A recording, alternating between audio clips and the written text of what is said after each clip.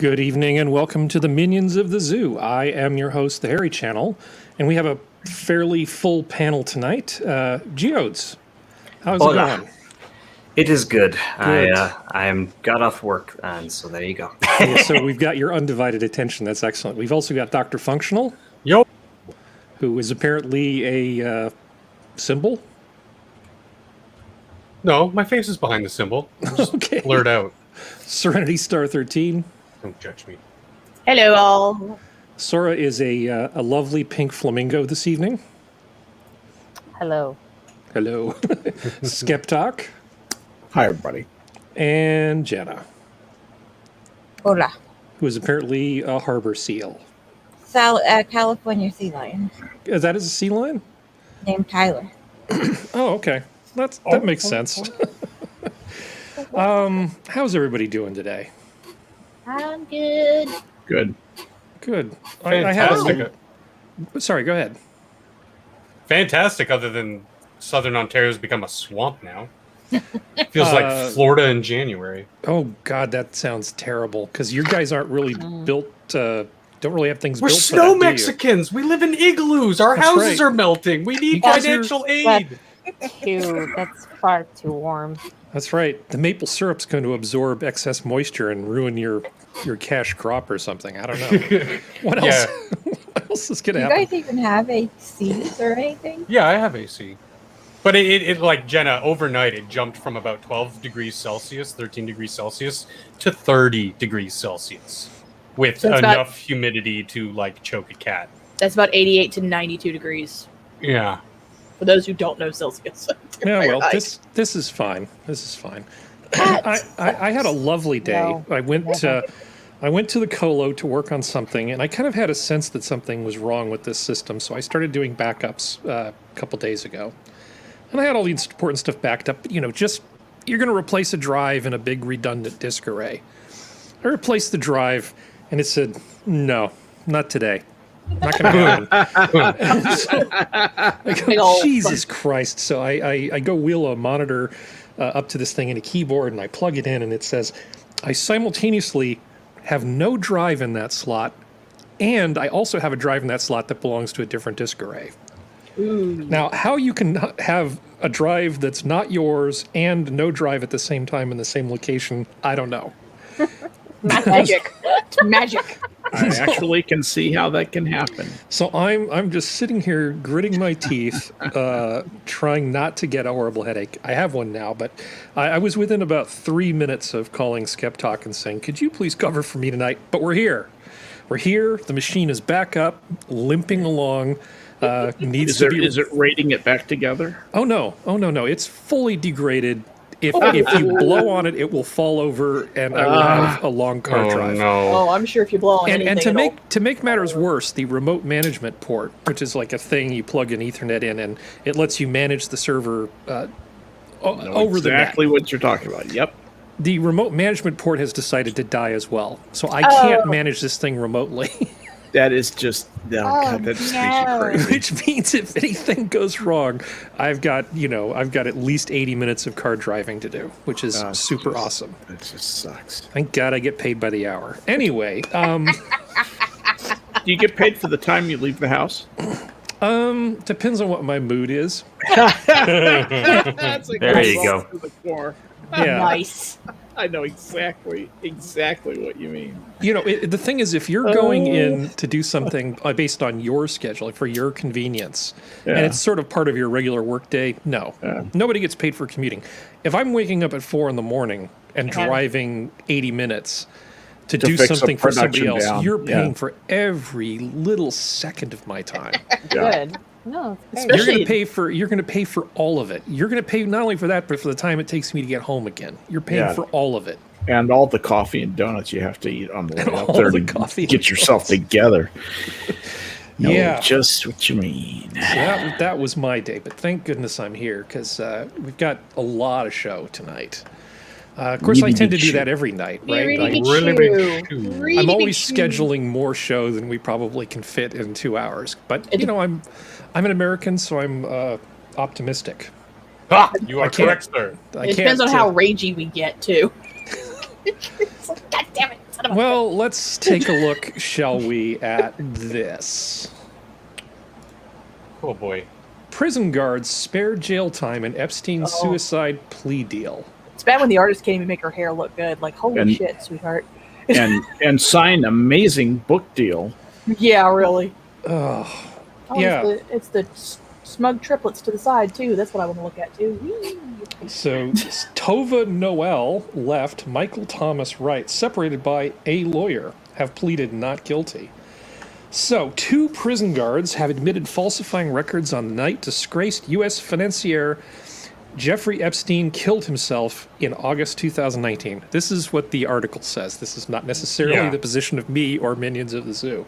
But in a plea deal with federal prosecutors, Tova Noel and Michael Thomas would be spared jail time. The pair fabricated log entries to make it seem like they had conducted required half-hourly checks on Epstein. Now let that just sink in for a moment. We're talking about one of the highest profile criminal cases in the world at that time. And these 2 top people could not be bothered to do their floor checks. Especially after he already had one suicide attempt. Well, But the court heard that they were actually snoozing or surfing the web instead of making their rounds. Epstein, a convicted sex offender, hanged himself in jail while awaiting trial on federal sex trafficking charges. Allegedly. And he totally did that. And he totally did it because he had the he put in a special request for the really strong toilet tissue, because that's what you get when you're in confinement like that. Yeah, that's what causes that deep hematoma around his neck. Yeah. Yep. He had pleaded not guilty to sexually abusing dozens of girls, some as young as 14. Noel and Thomas's plea deal will need to be approved by a judge. Instead of spending time behind bars, the pair would be required to complete 100 hours of community service under supervised release. Fuck Wow. you. For being complicit in... Okay, so Can I say suppose... the M word? Can I say the M word? Okay, suppose, for example, Epstein did actually kill himself. Let's just take that as a given.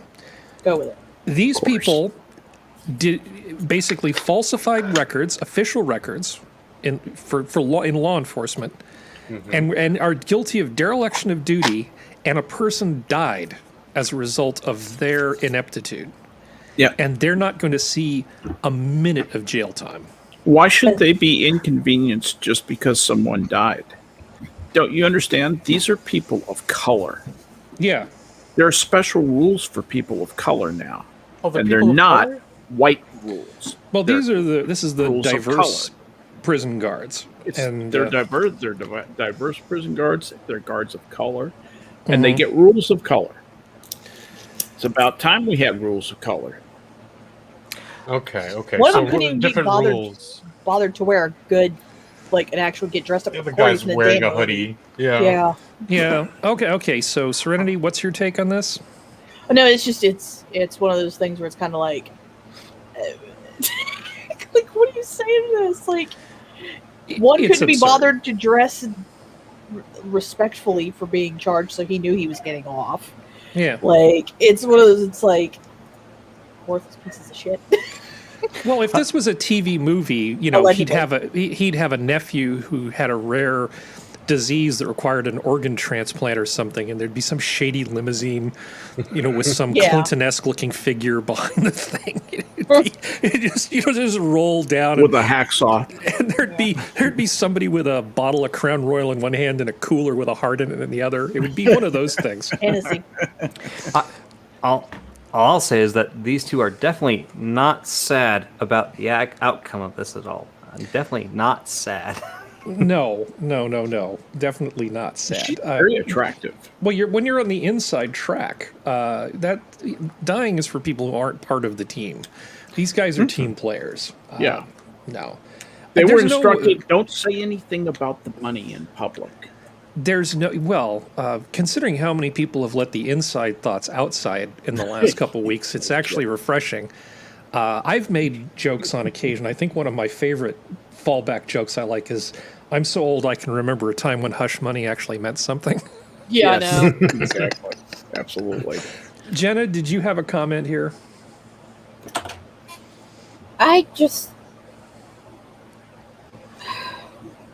It's just disappointing that if Epstein did kill himself, they absolutely failed at their job and should be held accountable. Epstein didn't kill himself and blah blah blah. Yeah. Then But Jenna, it they're says still right at here. fault for faking records. You Yeah, can't it says fake right here. records. On the night Epstein took his life, he was alone in his cell at the Metropolitan Correctional Center in New York, say authorities. He had been taken off suicide watch after a previous suspected attempt to take his own life. That's good enough for me. All of these things completely normal and above board. That's good enough for me. How did they know he was alone in his cell if no one was watching? Yeah, you got it in one, didn't you, Jenna? And the video cameras weren't on.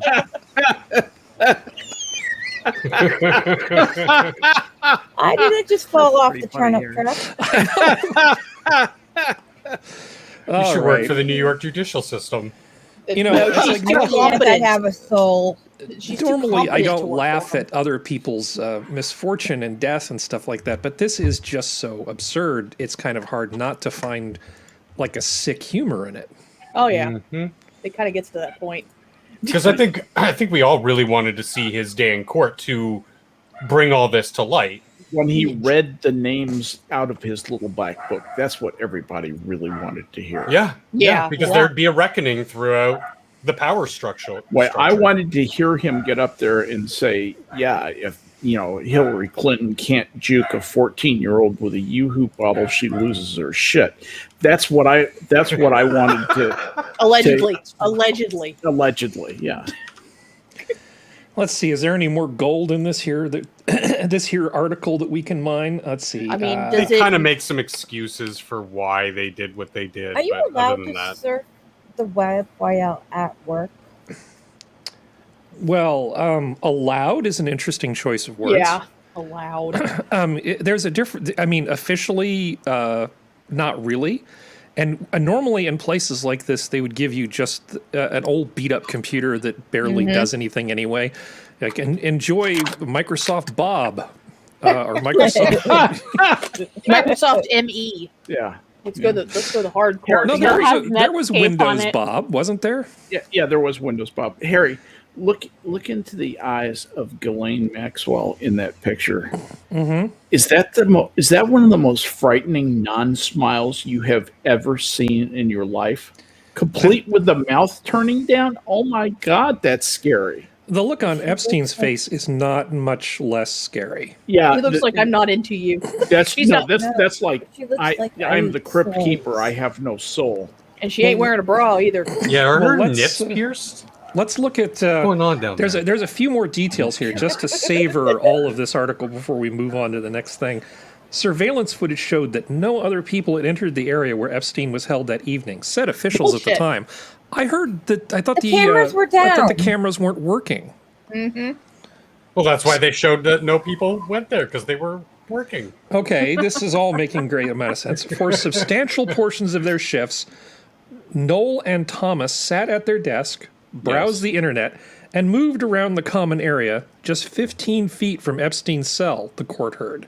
So they couldn't lean out the door and look. No, every now and then they couldn't just, lean in there and say, hey, billionaire guy, do you need like a fruit cup or something? Can I their get you jobs. something? You know, do you remember who your friends are here in Yeah, behind really. bars? That- Because you would think there would be people trying to suck up to him to get money. Yeah, I know. No kidding. Or at least Kidding. get some, They were instructed to do what they did. or get Harry. some good Yeah. like info. So this way you can testify in court. This way you can sell the tell-all book later. Like, No, seriously, that is actually something that really doesn't play, does it? yeah, They never would have left a guy who is so eminently corruptible and has so much money. These two kinds of people never would have left him alone. They No. would have been on him, snarking up to him, making nice with him. They were told to stay at their desk. They may have even been off campus as far as we know, and it was just all going to be taken care of. Here's the way everything's going to go. we've put this much money in both your bank accounts. There's this much more going to happen if you do everything right. All you have to do is something very simple. And they said, okie dokie. Yeah. Well, one Because thing I think Prospero hit it on the nail on the head. Somebody offered a higher price than Epstein, and probably before he even got to the prison. Yeah, there's no way you can be a prison guard for somebody like him and not make money one way or the other. Mhm. Yeah. Also, when you're a correctional office, when you're in your office, you can see the jail. You can see inside the cells without even having. That's why they were doing stuff like playing on their computer or whatever, because they could just look out the window, but they have the ability. Oh, sorry, I was surfing the web. So is somebody here on chat keeping an eye on the? Is somebody keeping an eye on the chat? I'm watching. I it. am. Yep. Yeah, I appreciate it. So please flag anything that I should pay attention to or that we should respond to collectively. Yeah. Last time I did that, you muted me. And I'll mute you again. Mr. Yes asked for the article. I went ahead and posted in chat. So Yeah. I'm just going fantastic. I'm going to bop anyone who posts in chat at all. You think that's a good plan? Only I'm one going to you try can it and bop see how is it works out. Dr. All right. And Mr. Yes, because everyone else has grunches. All right. Well, let's see. What is the next thing on our list? Oh, we're going from incompetence to something horribly sad. Oh. Yeah. So things are going super well in India. So we covered this in a previous episode. Yeah. They're having a lot of problems with COVID. And so they are treating the hell out of people. And part of that treatment is once the virus kind of dies down, you need to tamp down the immune response so you don't get a cytokine storm. And the way you do that is you give people a buttload of steroids. Now, the problem with that is twofold. It spikes their blood sugar terribly, and it also depresses their immune system. So what's happening is people who are trying to recover from COVID in India are getting this black fungal infection, and it's just dreadful. Let's see here. On Saturday morning, Dr. can't pronounce that, a Mumbai-based eye surgeon was waiting to operate on a 25-year-old woman who had recovered from a bout of COVID-19 3 weeks ago. Inside the surgery, an ear, nose, and throat specialist was already at work on the patient, a diabetic. Oh, yeah, so she's having a great time.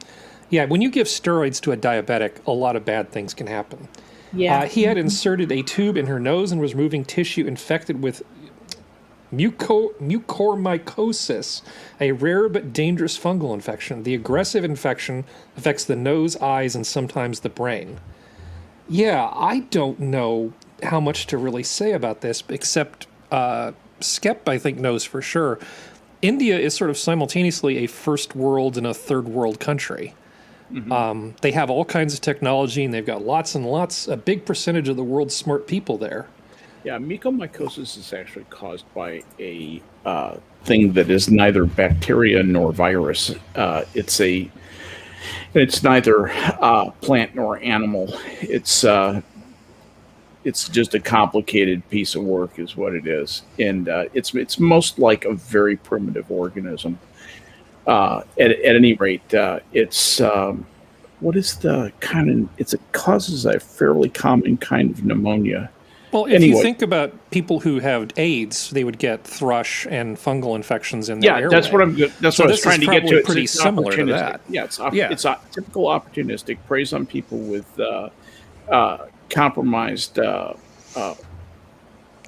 immune system and compromised ability to, just weaker people, basically weak people and so forth. And that's right. It comes from a mold, but and it's the toxins that it starts to create in your mucosal tissues. It causes an inflammation and eventually compromises the ability of the lungs. I think that's the way it works. And it actually develops a pneumonia. It's a kind of pneumonia I can almost remember the name of, but for some reason it's just not coming back. So. Well, it sounds like a worse version of thrush. It sounds like It's very thrush similar to and, thrush, and actually. flesh-eating bacteria decided to have a baby. Yeah, It sounds really, really unpleasant. It says here, it's a very rare infection. It is caused by exposure to mucor mold, which is commonly found in soil, plants, It gets manure, taken through the blood. I remember decaying that. That's fruit how it gets and to vegetables. the So, lungs. yeah, but you look at a lot of stuff in India. Like I said, very high tech, very low tech at the same time. A lot of agriculture, a lot of animals running around in the streets, pooping everywhere. Very Yep. poor quality of air. Yeah, poor Poor air quality quality beer and in the water. cities. It's just a perfect storm. All these people getting Sure. sick and then succumbing to this infection. You know, Anyway, I'm pulling for you, India, because Yeah. you are one of our best friends in this world, and I don't think most people realize, at least even just militarily, the strategic importance of India cannot be underestimated. Mycoplasmic pneumonia. That's what it's called. Mycoplasmic pneumonia. Well, We have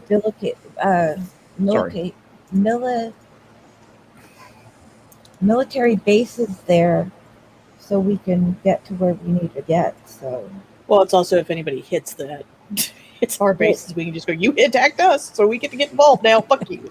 well, Well, no, but they've the been- bases are there for other reasons than just protect India.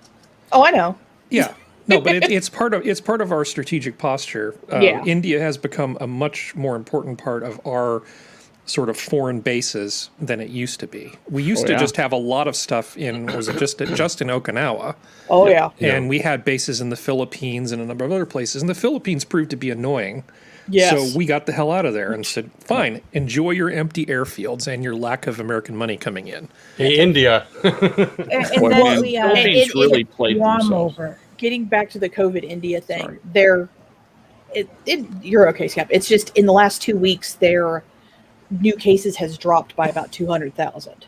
So they're not at the 400,000 peak that they were just on the 5th and the 7th of May. Like, it's still a lot of new cases. Don't get me wrong. It's 257,000, but they're nowhere near where they were. So whatever caused the spike seems to be petering out, thankfully. This is So- going to sound horrible, but there are over 1 billion people in India. So if you think about it, it's not that high. Well, it's bad, but it's a whole comparing of numbers kind of thing.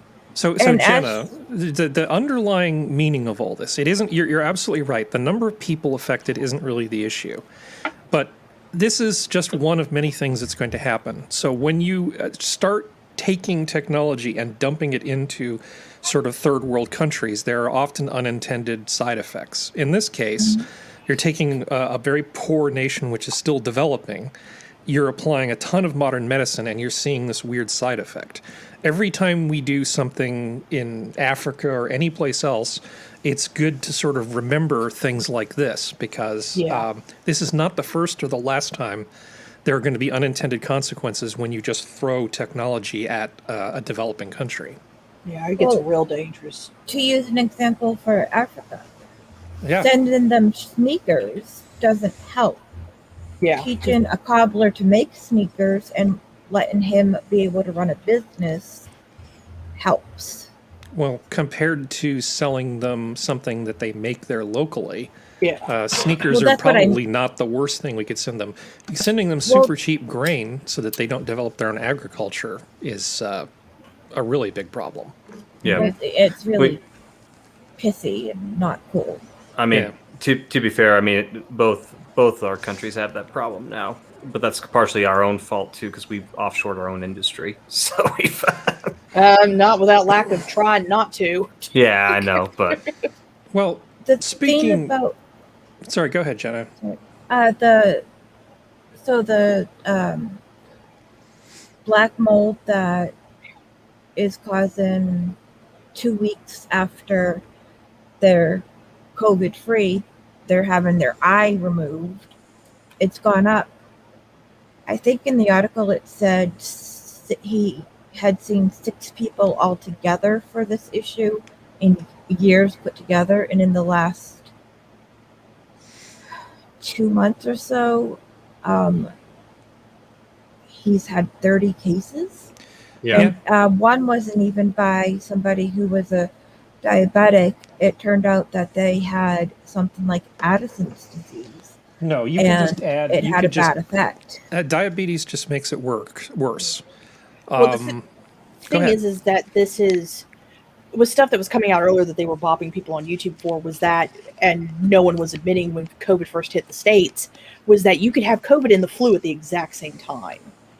I think because they've also, and I can't find the article now, so no one quote me on this, this is allegedly, but supposedly vaccine officials from either CDC or the NIH have come out and said that when it comes to people dying with COVID after they've had the vaccine, there's a difference between with and from.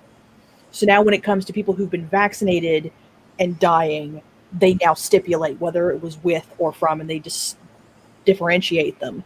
So there's a lot of talk of whether or not people are dying or getting their immune systems weakened by COVID and then getting like the flu, because we've all seen the symptom list of COVID. It's all over the place. And it's all similar to the flu too, with a lot of the symptoms. So I have a pretty good feeling in like 5 years, we're going to find out a lot of the COVID deaths were just the flu. So whenever, one hold thing on, is- Jenna, hold on. Whenever we deploy a bunch of troops to some part of the world where we haven't sent them before, you'll see just the act of taking a bunch of people and moving them somewhere and keeping track of what happens to them. There are people who just die. Oh, There's yeah. people who die. There's people who get mysterious illnesses that nobody's ever seen before, at least in our medicine. Lots and lots of things happen. Anytime you deal with a large number of people, there's going to be a certain amount of stuff that just is like you just chalk it up to that's the way it goes. Yeah. Right. Now, we know there's a very, very small percentage-wise number of complications that have been serious from the vaccine, which is good because it's only on emergency use authorization. Yep.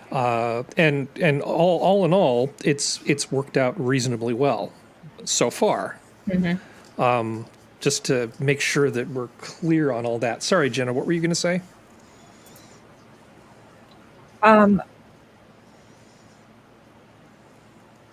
I'm sorry, what did you say, Serenity? Well, no, I was just talking about the fact that, like, there's, in the beginning stages, because I remember YouTube bopped a lot of YouTubers for saying this, that you could test positive for the flu and COVID at the same time. And I was just saying that probably in like a few years, we're going to find out people were dying from the flu and COVID just weakened the immune system. That's what I wanted to mention. We might find that out, but we really just don't have any data. Oh, yeah, no. That's Also, don't forget that they were counting a guy that had a motorcycle accident but tested positive for COVID, a COVID death in the very beginning. Well, and that's the other thing that until a year ago, up until about 2 months ago. Yeah. Well, that's the other thing people are calling out, is that people who are getting the vaccine and then dying, it's now stipulated, if you look at the numbers, whether they died with COVID or from COVID. But when it comes to people with COVID deaths, they're not stipulating whether people are dying with or from. And people are calling out, like, the people who keep those kind of numbers, or at least the corporations not corporations, the groups, there's the word, who keep those kind of numbers, that you have to do them both the same, or you don't do them both the same. Well, like we know enough to know that it's a serious disease. Oh, we know. I mean, the fact that some people were incentivized to fudge the paperwork on health reporting for insurance purposes and compensation from the government is hardly surprising. I mean, anybody who knows anything about the way health stuff gets billed, it's not going to be a huge surprise. Yeah, it's not. So let's see. Moving on to the next thing, because I don't want to rehash too much old. Sorry. You're fine. Okay, Los Angeles Times. So we've got two articles. I love this when you get two articles that basically say completely different things. Yes. And then the game is, how do we figure out which one to believe? How do we lie? Here's an opinion piece from the Los Angeles Times that says the evidence is clear COVID lockdown saved lives without harming economies. Bullshit. Bless you, Serenity. I know, Jeez. same to you. Now, if there's Did ever they have been a brain bleed writing that title? Because that's I what know. It's just how. They're journalists. They didn't lose their job, so in their eyes, it didn't hurt the economy. Well, let's give this person a chance to make their incredibly counterintuitive point.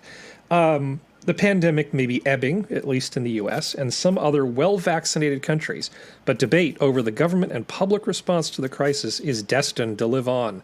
That's certainly the case with government-ordered lockdowns, the most onerous and controversial policies imposed to keep people safe from COVID-19. Fortunately, they're also among the most widely studied policies, and research about their effectiveness is beginning to flow to economic and scientific journals. Man, you know, Jay Bhattacharya at Stanford is, if he was dead, he would be rotating at about 100,000 RPMs because of this. Luckily, he's still with us. He's a good guy. We could use him as second power. Green energy. And he's somebody who actually has an informed opinion about these things, as opposed to this guy who's pulling it from the dark place. Lockdown should be considered as an effective public health intervention to halt epidemic progression. No. Well, yeah, if people maybe? stop interacting with each other, then the disease will certainly spread less quickly. It Well, it's a it might cost benefit. it might be a good starting point to get governmental systems in place to help people, like things like, okay, making sure there's enough PPE in the hospitals, that kind of stuff, for, you know, quickly scramble to do things. But a year and a half later, it's not. I think, Perhaps. yeah. What, 37 weeks to flatten the curve know. or whatever? Let the cure. But, yeah. Oh my It- God. There was a. I know that at least with some of the graphs too, because this was also covered in another video I watched. But there was a. They were talking about like the fact that the graphs were not climbing, like skyrocketing, and they said, oh, but they weren't declining in certain areas. It's like, yeah, but they did plateau. They were just kind of being more consistent with their cases. So. Well, there are so many things that they're not factoring in. They're not factoring in the effects of holidays. They're not looking at compliance. They're not looking at how the disease itself changes over time. So when we first started this, I remember there was this story about how a young woman in a science fair for high school put together a project saying that we could stop a pandemic type situation with a lockdown like this. And that idea got picked up by somebody in the government, which made its way into a proposal. Am I misremembering this? Does this ring a bell to anybody? I never That's heard this how I- before. Yeah, I that's how I remember hearing it. Yeah. Yeah, there isn't Yeah, a lot of, this is not a well-studied thing. This was a thing that they tried out of desperation because the upper end estimates were that 7% of people were going to die. And let's just say the politicians were really motivated, because it's not like Trump was really on board with shutting down the Harry. economy. What? Yeah. Can you highlight Assassin of the Graves comment? Just Okay, I can do that.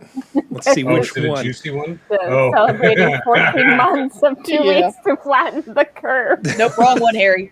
Okay, well, they're both good. Yeah, Yeah, that oh, I didn't see that one. Yeah, no, that's good too. Yeah, not 14 the months of Grays 2 on- weeks to flatten the curve. Yep. Assassin Damn the Grey straight. is on a roll. Anyway, so this is 100% accurate because this is how we make policy. The published data point to two related conclusions. First, lockdowns played a significant role in reducing infection rates. Okay. Second, they had a very modest role in producing economic damage. What on earth are you talking about? I mean, no. I mean, this is obviously not true. If there wasn't a lot of economic damage, why were we literally pouring trillions of dollars of money into the economy to keep it from cratering? For And funsies. that creates long-term economic damage. don't use logic. It's the government. Okay, so this guy, Michael Hiltzig, idiot. Oh wait, is he a Pulitzer Prize winner? Commentary on economics and more from a Pulitzer Prize winner. Oh my God. Okay. Is that the writer of this article? Yes. Oh. Be afraid. Be very afraid. Okay, so that That's- award has lost its meaning. Yeah. That it lost it a long time ago. And he just then reaffirms that. then we have this. You know, the pandemic may have caused Fewer than 200,000 business closures, fewer That's than okay. expected. The fewer than expected okay, that's the tinfoil lining of the cloud or something. That's nothing. That's still 200,000 businesses. Does it break down what states they're in? Because I can guarantee you what states they're probably in. Well, I mean, I have a pretty good idea of which ones they're not in. Yeah, I know. Okay, a Fed survey found that 200,000 extra U.S. businesses have permanently closed in the past year. That's on top of the estimated 600,000 businesses that close in a given year. Holy shit. Small businesses were not hit as hard as expected, which could be because of government aid. See more stories on Insider's business page. Look at you shilling on your own page. The aid that went through were the PPP loans. Yeah. And the PPP loans are relatively generous. Yeah. Emphasis on the loan. Okay, well, are you mostly aware of how these things work? Yeah. Or any of you know about these? Okay, I Yes. can give you the short. Okay, the short version for anybody who doesn't know is that they were essentially giving you 2.5 months worth of operating costs, most of which had to go to payroll, but it would also cover rent and a bunch of other things. That's a lot of money, and that was just for the first dip. If it turns out you were badly impacted by the slowdown and the lockdowns, which of course have no economic effects, they would let you come back for a second trip to the trough. And I believe there might even be a third trip for some people. That's more than a sixth of a company's operating costs. They were basically just being handed by the government. And as long as they don't fire people, they continue to make payroll, that is all supposed to be forgiven. Meaning it's a loan you don't have to pay back. Here's $30,000. I have another $30,000. Yeah, I mean, that's an awful lot of money that was... this is billions and billions of dollars that were handed out to a bunch of businesses. So yeah, that did soften the blow. And there's been some criticism of who the businesses are that filed for this stuff. A number of things associated with well-connected people in the government filed for these things. Can I bring up a fact that I remember from when the first PP loan came out? Sure. It actually stated that none of Trump's children or relatives could apply for their businesses, even though they're in hospitality, and lost money because you had to close your hotel. But that was actually in the bill. All things considered as well, that's not 200,000 extra for the size of your country isn't all that bad given perspectives from Canada and the UK. The UK is estimated at about 15% of businesses had to shutter, and in Canada it was just about 200,000. I think just under that. Yeah. Well, here's a little bit of the breakdown that Serenity, I think, wanted. Not by state, sorry. Yeah, Individual they won't companies do that. account for about 2/3 of the closures, while personal service providers like hair and nail salons were the hardest hit, Damn. accounting for 100,000 permanent closures between March 2020 and 2021. There is one thing I would like to mention with that last bit. For the haircutting place I go to, I actually don't go there anymore because I bought a razor and I kind of have been practicing cutting my own hair, and it's actually done pretty well. So I wonder if that's also because people started kind of doing their own kind of Self-reliant. self-reliant stuff, and that might be affecting things. Yeah, Floby's stocks skyrocketed during COVID. No, you make jokes. My mother owns one. You make jokes. I'm so glad I just shaved my head. But it's one of those things where it's kind of like, I don't think we're going to know the ramifications. Once again, this is another thing like with the COVID numbers. We're not going to know the ramifications for another year. At least. Yeah. Oh, I think we have a pretty good idea of the ramifications. As I hear Skep's voice, I was just about to No, I'm sorry. reach out. Go ahead. Go ahead. No. I was just about to try to tag you in. I think we have a pretty good idea of what the ramifications are based on just the amount of money we printed. Go ahead, Skep. I know you want to say That's something. true. You could do a bit of inductive logic and probably piece together just from the increase in currency. I didn't think of it that way. What I think is interesting about the job closures is the mix of healthy to unhealthy. If you draw an arbitrary line between all the businesses that closed, and in a normal economy with normal commercial traffic, some of those businesses will be healthy and some of those businesses will be unhealthy. So just imagine a line that separates those two groups. The proportion of healthy jobs the healthy businesses that closed, I promise you, is higher as a result of COVID than the normal mix would be. Normally, the market does a good job of sweeping out the bottom part. Most of the unhealthy businesses are swept away because their business model isn't good. There's something defective about them that prevents them from making enough money to be a going concern. What happens in an artificially insinuated environment like this is that a higher proportion of healthy businesses die, and they die permanently because they're usually well situated with good people who find ways to find other jobs. That is real job flight. Those jobs, job for job, when those places shut down, the replacement level, which is a number calculated by the job that will be provided by the marginal labor of the person who was affected by it. It's kind of, anyway, the ability to recover in the employment market is much lower in an artificially insinuated environment like COVID than it is in the normal business cycle. Mm-hmm. And so what happens is more good businesses are damaged. That's what I'm trying to say in a very long-winded way. The more good businesses go out of business, businesses that should have been going concerns, and that harms so many things, so many intangibles in the business environment. You can't even, when you do that on a countrywide basis, the harm you do is incalculable. It's much greater. It actually has a much greater net present value than if you were to calculate the implications of what that means in terms of diminished initiative and people out of the entrepreneurial cycle for an entire generation. Jesus Christ, that's the sort of thing that changes you not for a year or 2 years, but for 20 years.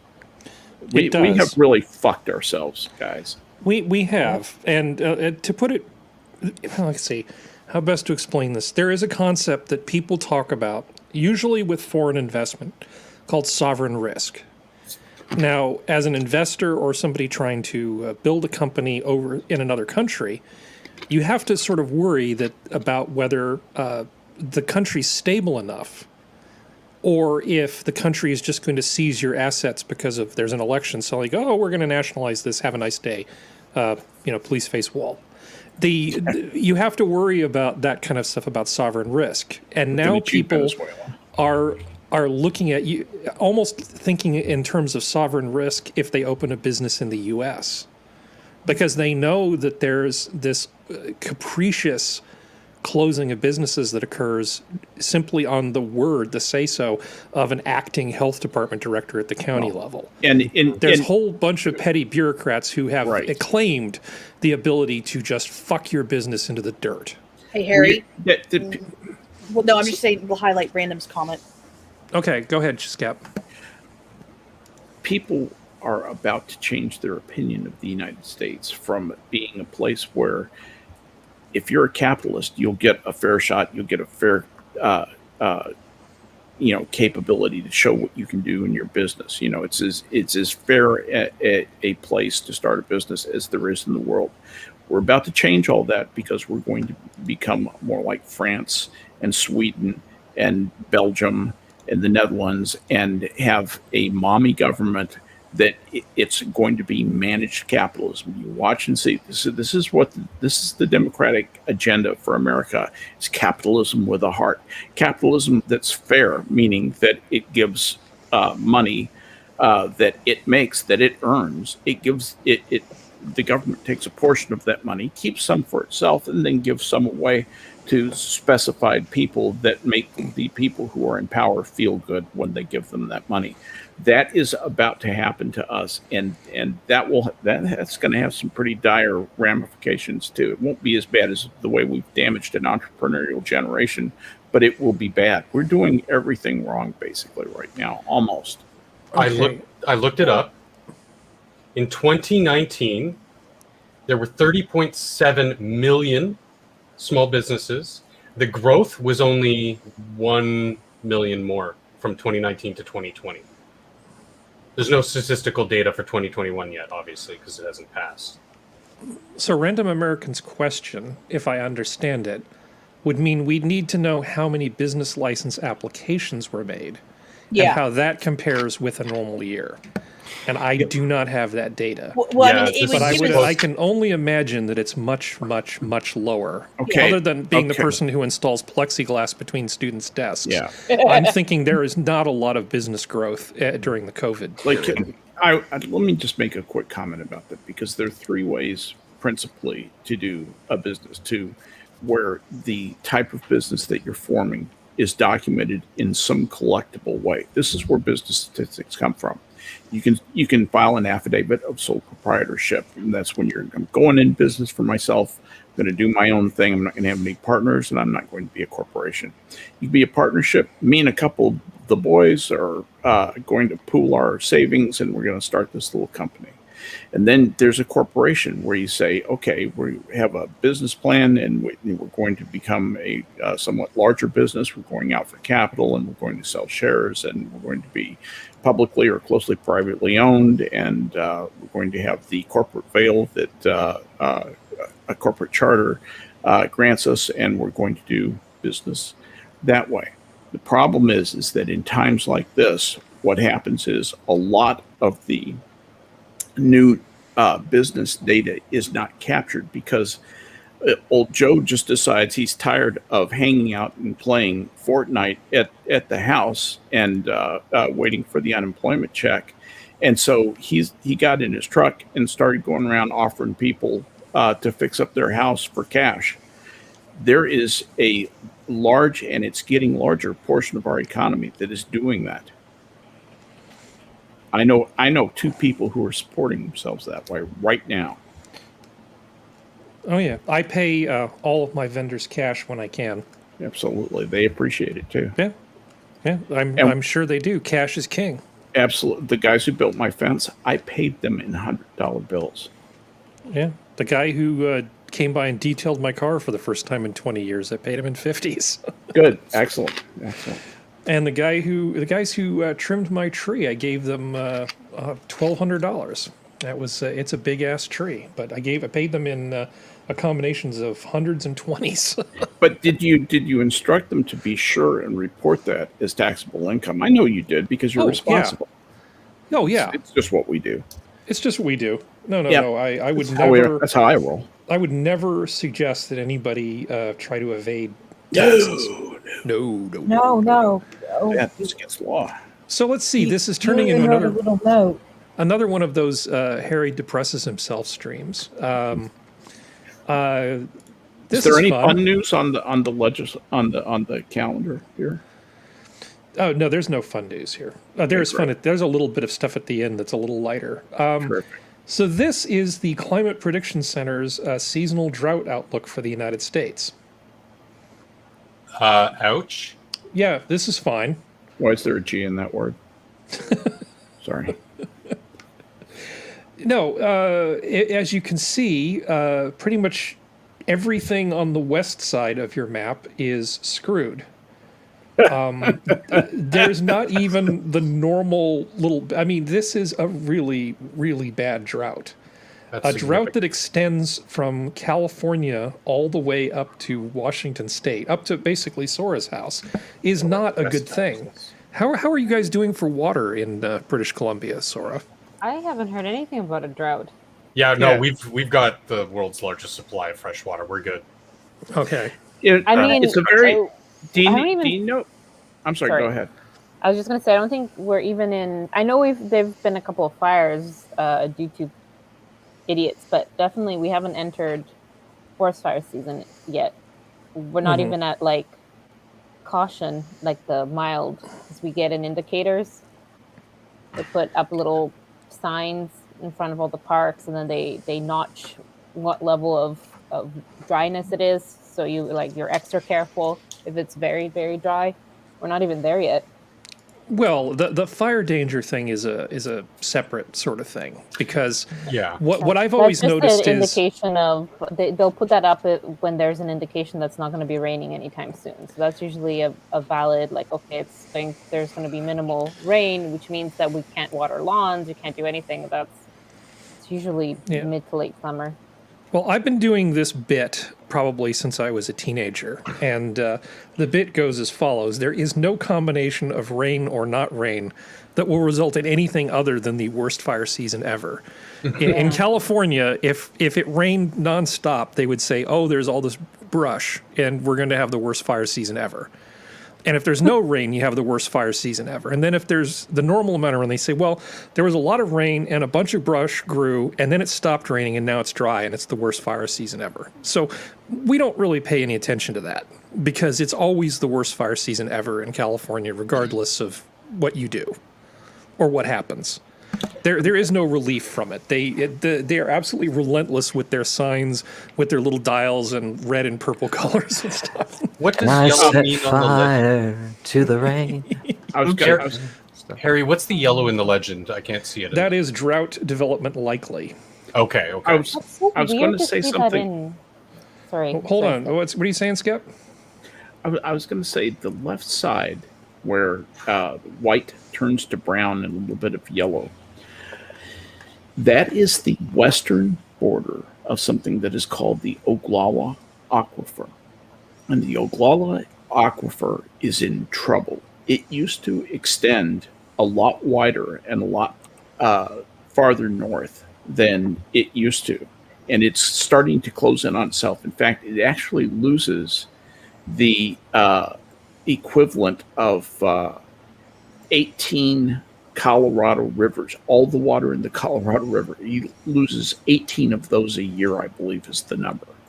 It is just, it's a huge thing. It's a gigantic underground river of, not really a river, but, it's just a completely soaked part of the ground.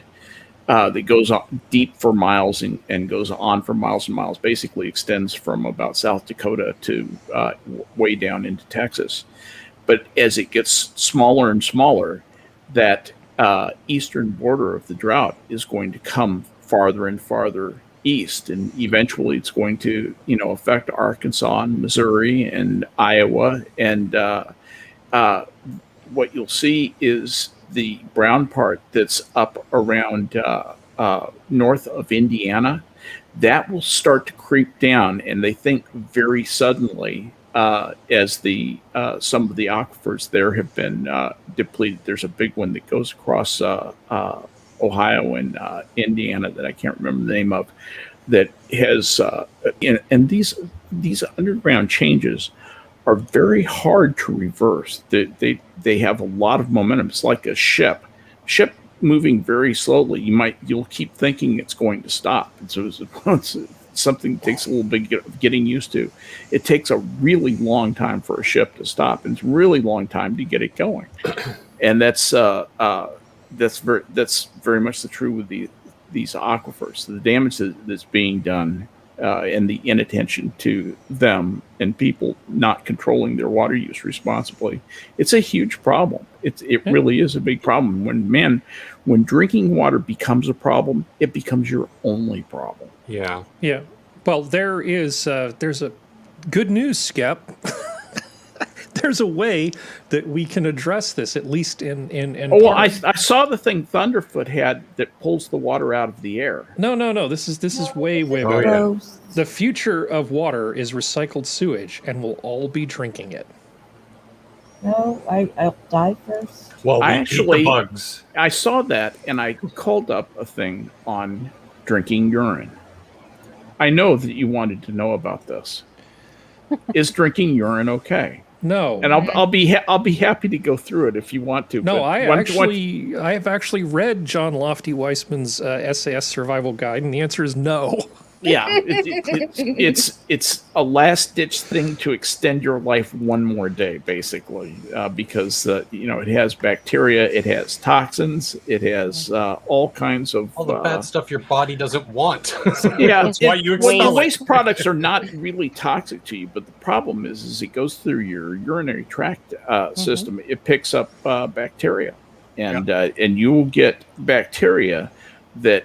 Here's what happens if you drink the urine. The bacteria are suddenly they're taken from your urinary tract where they're very good at competing for food against a very tough environment, and they get up in your nasopharynx area and in the mucosal tissues of your upper digestive system, and man, they just go to frickin' town.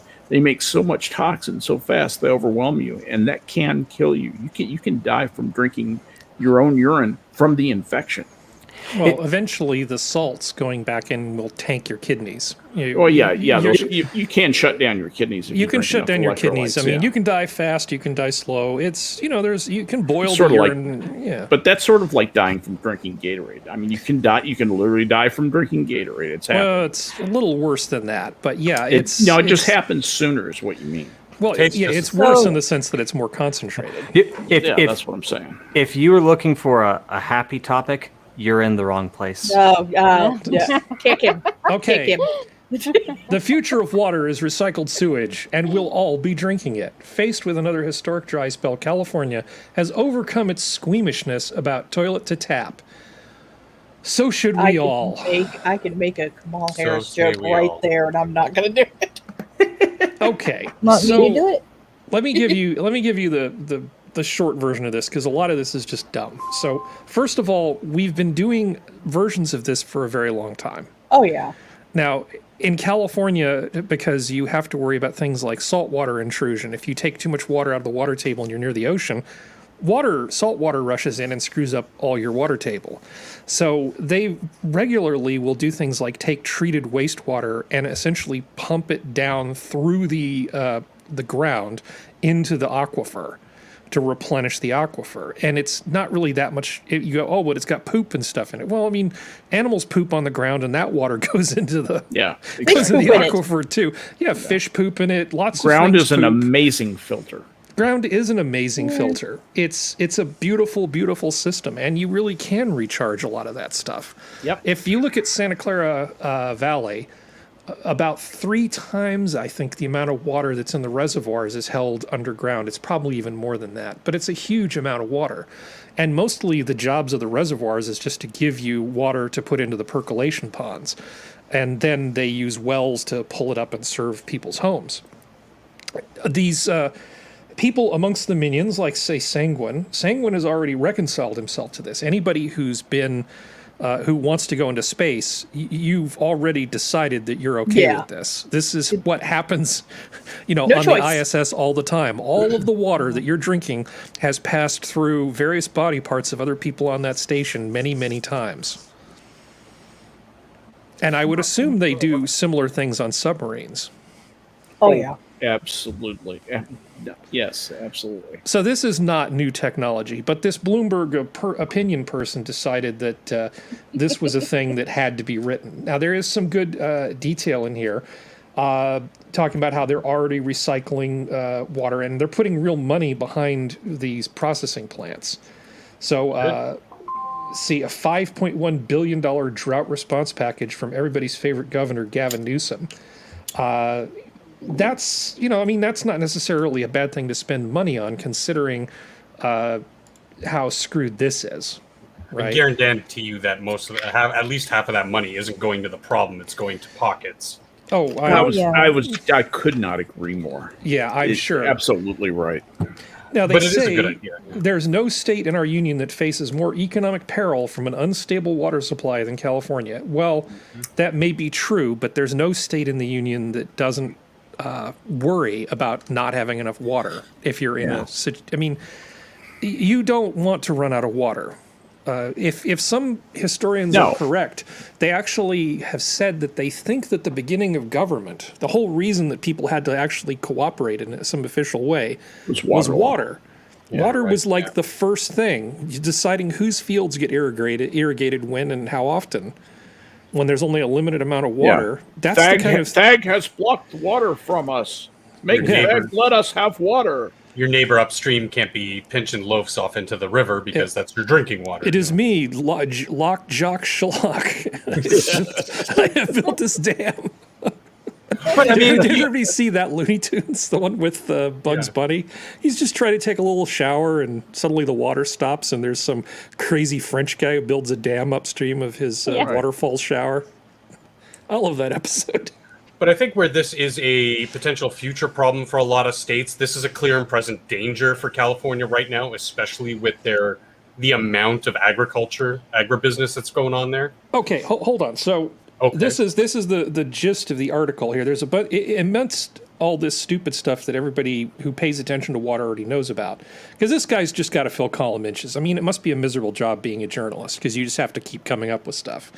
But he does state here, roughly 80% of the water developed for agriculture and urban use flows to California farms, which in turn grow more than half of all the fruits, nuts, and vegetables produced in the U.S. The dairy cows that graze in California produce 20% of the national milk supply. Now, so it's economically very important to us, but it also affects the price of things that most of you or many of you buy. So it's not like this is just a California problem. And it's not like this 80% of the water that goes to agriculture is not being run through this system.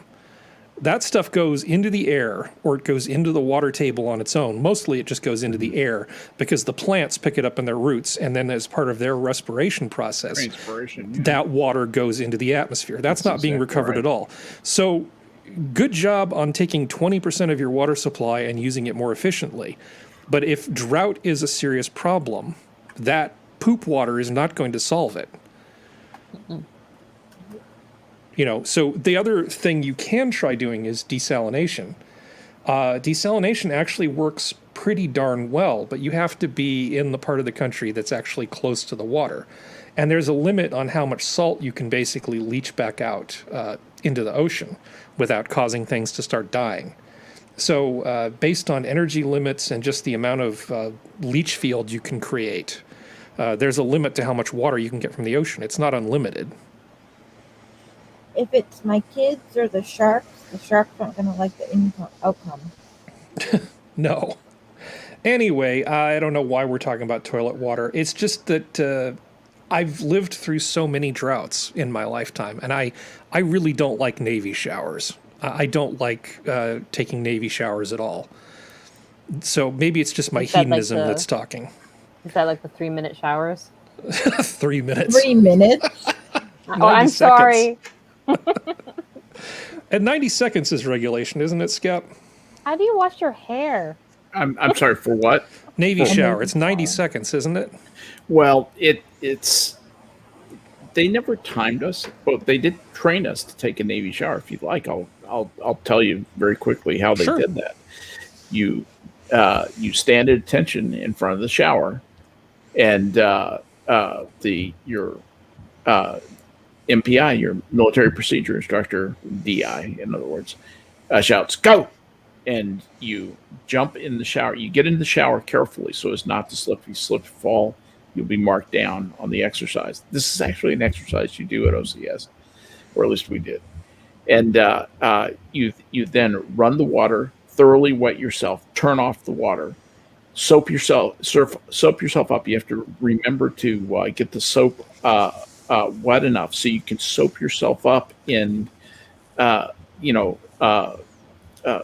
amount of time. And what it is if everybody more or less gets out together and one guy gets out last, and he's the guy that gets yelled at. But basically what they're trying to do is teach you to take a shower quickly, efficiently, without wasting water, because when you're at sea, you don't waste water. And I'll tell you a little bit more about that. Sometimes you have to retain all of the fresh water aboard your ship for drinking.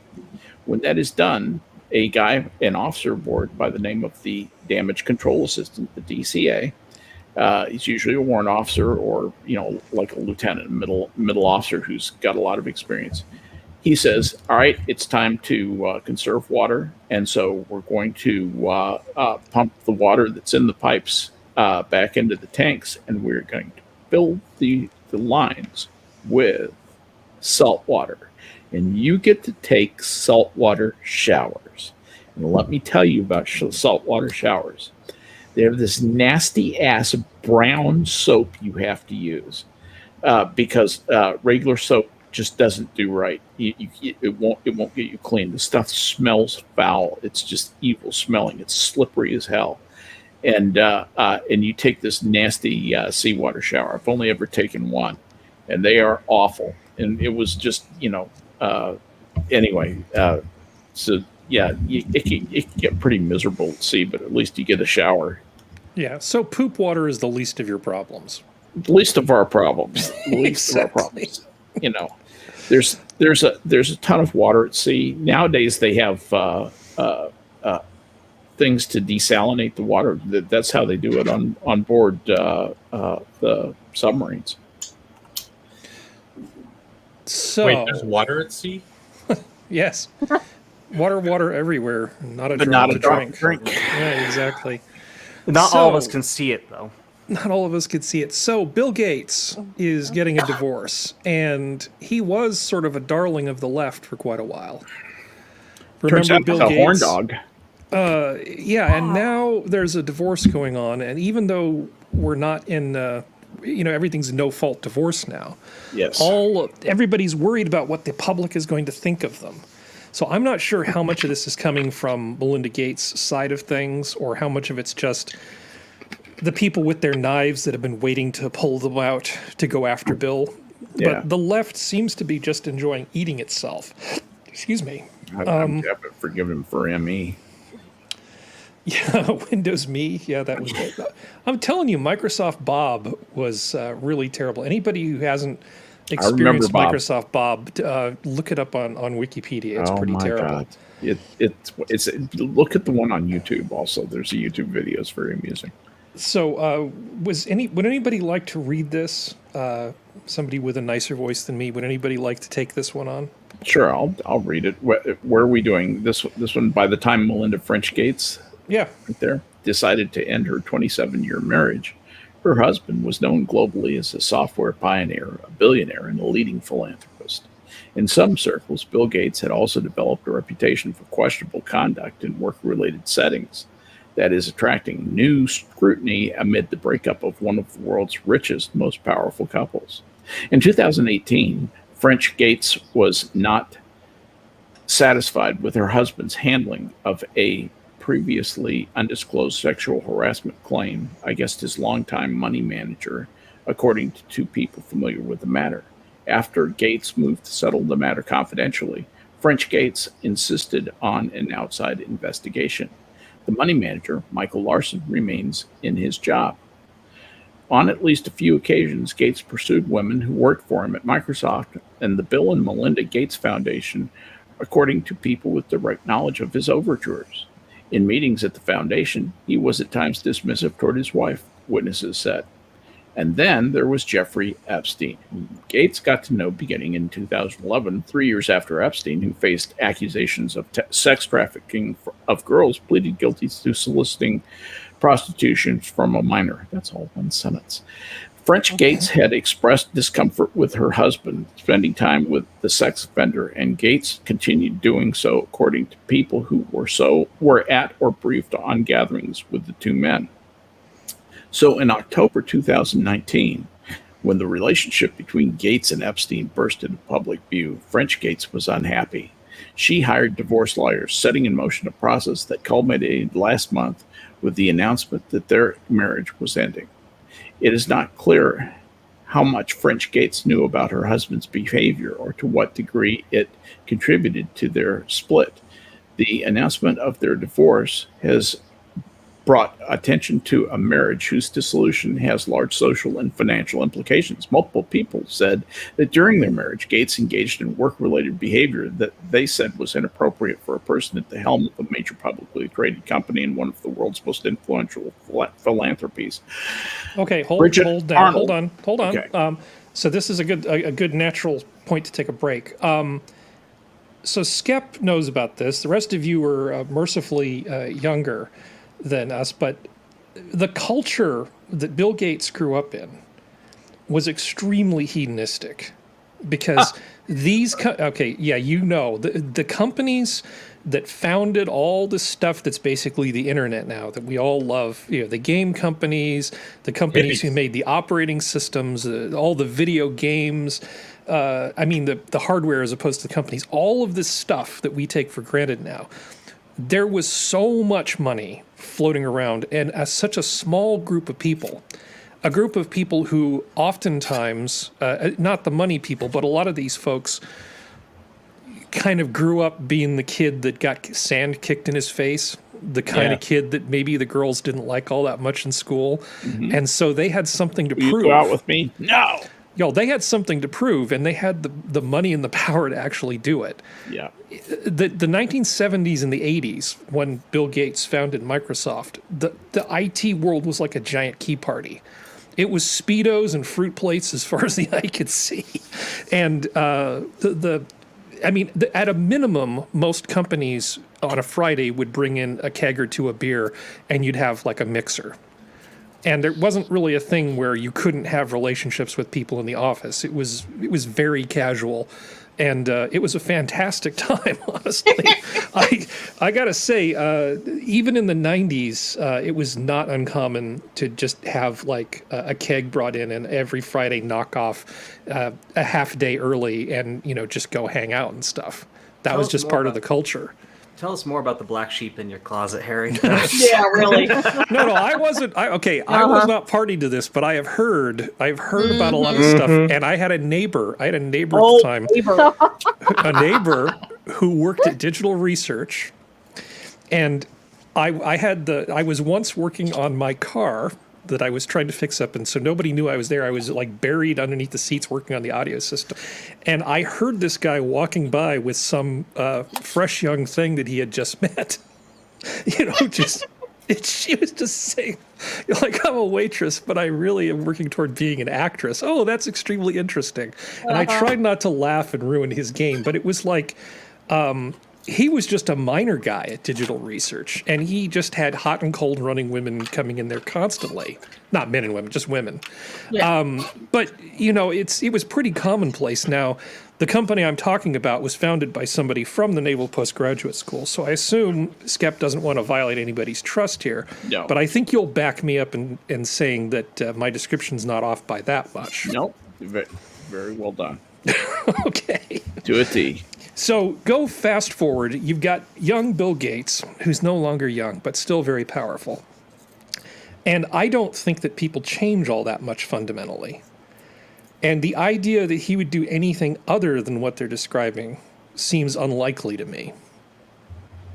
Oh, and, yeah. And maybe that just puts me in a minority, because when I hear about the stuff that Gates has supposedly did, I'm like, yeah, that sounds about right. For the people that I knew in the, the 70s, 80s, and 90s that became grown-ups. I mean, maybe their appetites aren't quite as voracious. But Gates is certainly, if he finds somebody interesting, well within the norms. Yeah, not at all shy about saying, "I'd like to take you to dinner." Yep. Yeah. Well, I mean, it's the way it always is. It's like the girls that they know would never talk to them if they didn't have money. And let's be completely open-minded and fair.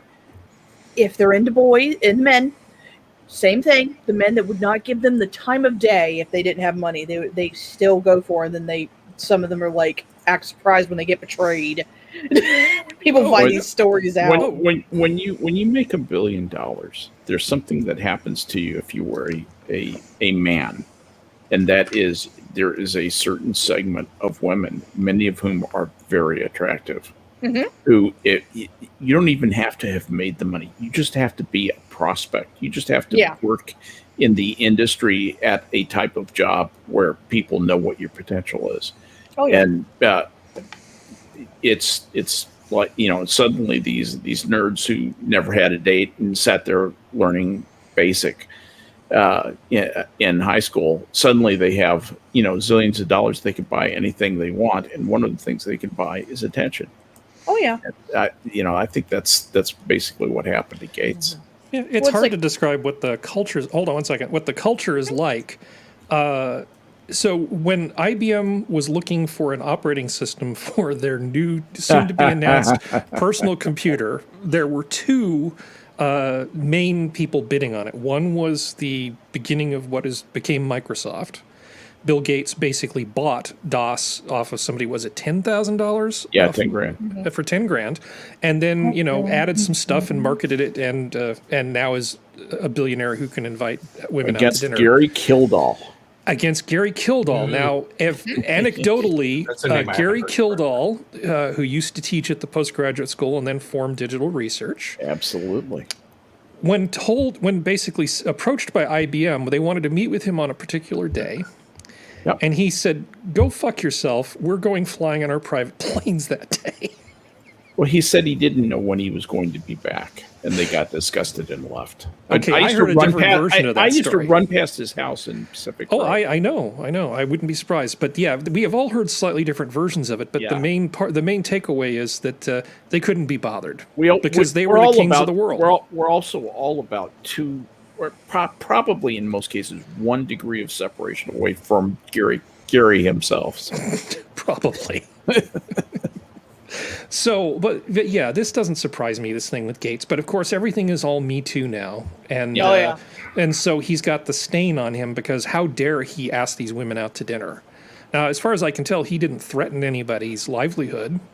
He didn't, if you go through this, all the way through this fine article, he doesn't, there's no retribution for saying no.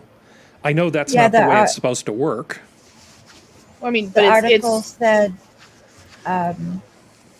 if you want to, if not, it's okay. That's what he would say to him, or something like that. but it's the rule of if rich only gets you so far, but if you're rich and attractive, or just attractive, if you're a guy, you can get away with a lot more than someone who looks like Gates. Like everybody knows that, and girls know that better than anybody. Because I've seen girls like guys who are massively attractive but major fucking douchebags do stuff to them that if someone who looked like Bill Gates just looked at them, they'd be like, "Oh my god, please let him be rich," and they would. So yeah, no, it's one of those. It's like as long as you're attractive, though, none of this would be a story if he was attractive. See, women look at men like houses. Men look at women like cheeseburgers, and women look at men like houses. So it's an investment. What does it look like? What does it need? What is its potential? it What's have its good future bones? value? Does it all have that good kind of stuff. supports? Whereas- It's going to last a long time. And men, on the other hand, go back Check and under the look at hood. men go back and look at women, and they say, "Oh, that was a great cheeseburger. Well, off for the next cheeseburger," and that is that's why there's so much. That's why there's so many movies. Yes. I think it depends on the woman because there's some women who see men as the Harry base- got that. Thank you, Harry. No. Yep, But yep. Serenity is basically, we're talking about broad averages. And yeah, of course, Yeah. there's individuals who are completely different. You look at somebody like Katharine Hepburn, who was kind of legendary in her atypicality. Is that even a word? Yeah. When it I came think to it her is. relationships with men, she was very much like a powerful man in the way she approached her relationships. But that doesn't mean any more so than some people are born with 6 fingers, so humans have 6 fingers. Yeah. The outliers don't really define things. Well, it's not so much. I'm talking about a microcosm of the community that he probably runs in, of the women who see the men the same way men look at women. That's what I'm talking about. Of like the women who like see them as an accessory and then move on to another guy, because those do exist, and that's what I'm getting at. I'm not saying that they're the major part of it, but we've all. I mean, the Kardashians got where they are because of that. Like, I mean. Oh, the women, many of the women in tech from when he founded these things were much more libertine than the rest of the population. Oh yeah. I think I can safely say that and not be wrong. You're not wrong. Yeah. I Besides, promise you. not to mention, it's not just that the situation changed them. It was that a different type of person was often sort of drawn into the tech thing, because a lot of people were doing it because the long hours, and in some cases initially not great pay, was a lot of risk-taking behavior was going on, both personal risk-taking behavior and financial risk-taking behavior. So these people were looking at the long hours, building these businesses as an investment. And they were hoping that they might be able to retire when they're 35. Yeah. Can you highlight Elwin? Of course I can. Actually, it's interesting because a lot of the Which people, one? The bottom one. Kardashian's Kardashian or repulsive. Gates? Yeah. Well, I didn't I read do. the ones. I do too. I'm not really sure what the aesthetic is, but then again, there's a lot of stuff I don't get. I look at Cardi B and think, I don't know what she was charging, but it was too much in my opinion. Yeah. Different strokes for different folks. Yeah, no, I mean, clearly, it would be a really bad world if everybody said, oh, yes, Helen of Troy, that's the only woman for me. And then all the guys would just fight. There'd be like a tontine, and there'd be one guy left at the end who's Duncan MacLeod. Imagine if there was OnlyFans back then, too. Jesus. Yeah. I will say that I do find, or at least I did find Kylie Jenner a little attractive a few years ago. But then she did more plastic surgery, and that kind of ruined it for me. The behavior of the people in that family is enough that I don't care what they look like. I'm not sure I can see past it. I'm talking about the physical traits I know. specifically, but yeah, I know, but it's hard to see past it sometimes. Mm-hmm. Sorry, Jenna? They're gross. Well, speaking of things that are gross. Wait, I wanted to Nice just segue. mention on the picture of Billy Boy over there. He looks like he's been dead for about 3 days. He is looking a Because little of clammy. How pale he is. He looks like my uncle. Yeah, Yeah. he looks like a normal. Yeah, he looks like a normal guy around his age to me. So let's see. So while the left is busy eating themselves, they're going after Bill Gates finally. And now we have Dianne Feinstein. Now, Dianne Feinstein is, if she decides to run again, is going to be 90 years old. That'll wake you up. Who needs coffee? And I'm trying to remember which things is she the ranking member of? I think it's the Senate Intelligence Committee.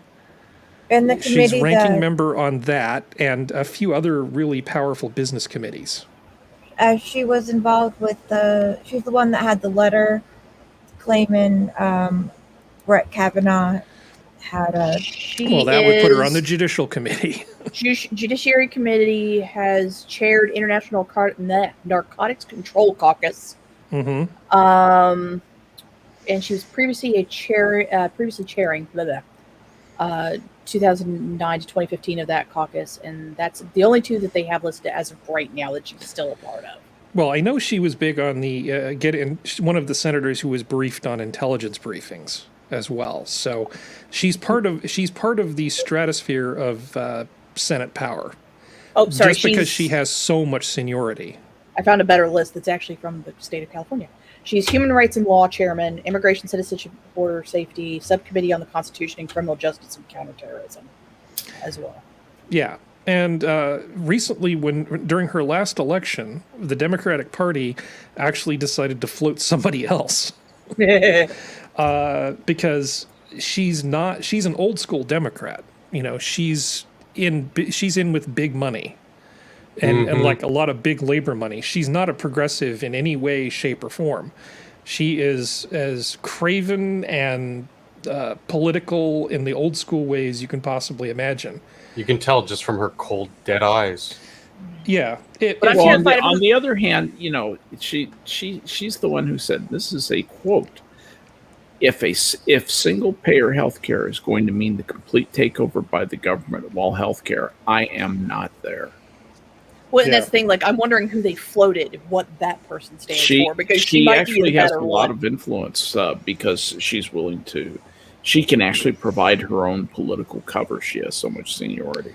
Yeah, she has a huge amount of money. She has a huge amount of seniority. And if California were to replace her with anybody else, we would actually lose a lot of power. But the progressives are ready. they took a stab at her. I mean, they didn't even back her to be the Democratic candidate for senator in 2016. So the AOC side of the aisle, which has its representatives in California, is more than ready to just replace her. I don't think that the progressives are terribly strategic. I know they seem to win a lot, but I think their ideology makes them make a lot of really stupid mistakes. Gavin Newsom is going to run for senator. Watch and see. Oh yeah. Watch and see. So the thing that irritated me about this article, though, was they were claiming Joe Biden is like her, more mainstream Democrat, not a psycho Hail Hitler Democrat. I don't think the person who wrote this article likes her very much. Even by the standards of the U.S. Senate, where half-embalmed figures can weekend at Bernie's their way through term after term, Feinstein 87 is Methuselah-level old. While Congress doesn't have term limits, Father Time does. And while those term limits aren't set in stone, it's clear Feinstein is running up against them. Furthermore, the very senior senator from the Golden State doesn't have to worry about re-election until 2024. I wonder how many more of the old guard they're going to try to get rid of, because I think they really swallowed hard to put up with Joe Biden, to pretend that he's the most exciting young candidate ever. I think that was a very carefully planned thing, and the right people were involved. And they said, yes, we can do this committee thing as long as everybody plays nice. We just have to play nice with our side. And that was the deal with the devil they made. And after 2 years, you'll get Kamala anyway. Exactly. 2 years and 1 day into it, she is going to ascend. The way he's dated, though, I don't. He has declined majorly in the last 3 months. I agree with you. I agree, Jenna. I think that's a good observation. It's a sad state of affairs where the modern momentum is worse than the corporate Democrats. Yeah. Okay, so I was wrong here. It was not 2016, 2018, Feinstein faced a serious challenge from the left flank of the party from Kevin De Leon, currently a Los Angeles city councilor and former president pro tem of the California State Senate. According to Ballotpedia. Yes, and Latinx. According to Ballotpedia, Feinstein ended up winning by 8 points. Now, this is without the endorsement from the party up against the Latinx guy. She still won by 8 points. So not only, but this also kind of shows there's a big split between the Democratic voters and the people running the party. Yeah. And that's the thing I think we're all sort of hoping for, because there aren't enough Republicans to actually win. It's only... Well, the Republicans are going to self-destruct for the simple reason Donald Trump has decided to run. And there is a big chunk of the Republican Party that is having second thoughts about him. Some of them actively despise him. Others are just going, is it really worth going through that again? And in any case, no matter what, there's not going to be very much oomph in the Republican Party if Trump is the nominee. And there's going to be a lot of pissed off pro-Trump people if he's not. So that tells me that the Republicans are going to tank in the next presidential. Well, see, I think honestly, part of that too is, I think they might try and put a stop to it, but it's one of those things where, I think that if any of them are smart at all, they'll realize that they're never going to get into power at all, anyways, because there's one thing that could happen that could change that. It's going to surprise you what it is. Harry, I'll bet Harry could figure it out if he thought about it. It's the death of Donald Trump. If Donald Trump dies between now and the next election, all the pro-Trump people will be looking for someone else. And that could be something where the Republicans could come together. But as long as Donald Trump is alive, and he's going to want to run, that's just who he is. And as long as he's there, he's going to represent a real division in the Republican Party. Right now, he's the best friend the Democrats have. He really, truly is. So this is my opinion on re-election for... See, I think we should have an age limit of when you can no longer run. Like 75. You cannot run for president if you're over 75. So why That are you way, taking away my Donald right Trump. to vote for somebody over the age of 75? Yeah. Because we have a doofus dingbag whose family doesn't care about him in the White House right now that is fighting with teleprompters. Yeah, but Right. but the whole thing with term limits is, why would I want to support something that limits my choice? Yeah. And the thing is, it has nothing to do with his age. I mean, it does, but it doesn't, because they could have found someone easy to control who was younger. It's just Yeah. they needed someone who got Yeah, the of older course. Democrats. Don't make me start playing Reagan clips to Yeah. prove the point. Well, but there are Reagan- many things that limit your choice. I think that's what Jenna would say back. She would say there are many things that limit your choice. Some of these are artificial, and some are not. So some are natural things, and some are just characteristic to the body politic or to the individuals who run for those positions. It's not necessarily artificially wrong to say that we believe the best candidates are going to come within this age range, and we're willing to pay the price of both of that a really brilliant leader who was 85 years old could provide. We're willing to forego that to prevent something like Joe Biden happening. And I think that's what Jenna is trying to articulate. Oh, no, Or I understand. They have to take like a cognitive test Cognitive. to be able to. Yeah. She knows. We know. No. Just- I understand. The problem with all this sort of stuff is people say, I don't like the way the system's working, so I'm going to rig the system so that it can't produce this bad outcome. And anytime you try to monkey with systems like this, there's always unintended consequences. Yeah, but I'm not a Democrat, so I'm not doing it for evil purposes. I'm doing it so that. Okay, that's not fair. That's just kind of sweet. I though. know you're being very funny. I understand. And I'm not why I love unsympathetic. It's Jenna. just that a lot of people say that, so I feel like I have to be devil's advocate here. I mean, I'm personally not even in favor of term limits. Yeah. But that's just me. I mean, Yeah. you could say, oh, well, every 2 years we bring in a new person. What would happen if we basically recycled the government every 2 years and that was all people could work? Oh my Well, the deep gosh. state would get even deeper and more murkier than it Oh, already yeah. is, because you'd spend the first, 18 months of any term that's in there trying to figure out where your favorite stapler was. You would never get anything done, and you would by default have to rely really heavily on staff. essentially this professional class, the Right. clerics of the government, Right. who Well, I'm would gonna get have all the real power. Yeah, it's actually paradoxical that when you institute term limits, here's what happens. What the important things that previously representatives who were elected, who knew how to do those things, those functions are absorbed. They still get done. The system still demands that they get done. They're going to be done by somebody. And what happens is they devolve to the people who are there, who know how the mechanisms work. Those people obtain effective control over those processes, even if you have a senator who comes in and he's there for 1 or 2 terms and he signs whatever you put in front of him, or he goes along with your ideas and so forth. That stuff goes down to this professional class that Harry was talking about, and that can turn into a bureaucratic tyranny, really, that can be very, very conservative, very, very unfair, and contribute to a very poor outcome between citizen and government on many levels. So you don't want that to happen. That entrenched political class is one of the big things you need to be afraid of. One of the reasons I want a small federal government, and I want more decisions made at state and local levels, because if you have to have government, it's best to devolve those decisions out to the local areas as much as you can. You get the fairest thing for the people who live there, who are in that region.